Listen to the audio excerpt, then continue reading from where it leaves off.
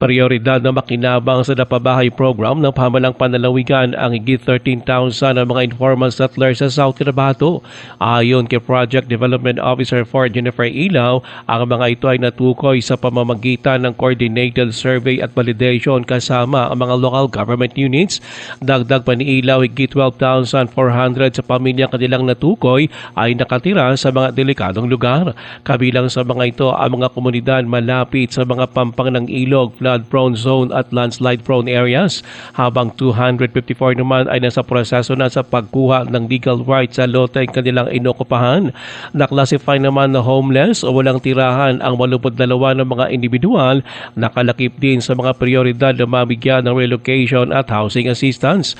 Binigyan din pa ni Ilaw na ang mga benepisyaryo sa nasabing pabahay program ay hindi lang indilipat sa mas ligtas na lugar, kung di bibigyan din ng pagkakataon na magkaroon ng mas magandang buhay. Sa ulat ng Office of the Provincial Planning and Development Officer, ibinunyag ng proyektong pabahay ay patutupad sa lahat na 11 mga local government units sa South Cotabato.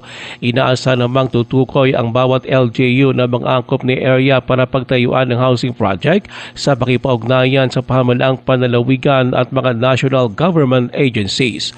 Ruel Osano, NDBC Bida Balita.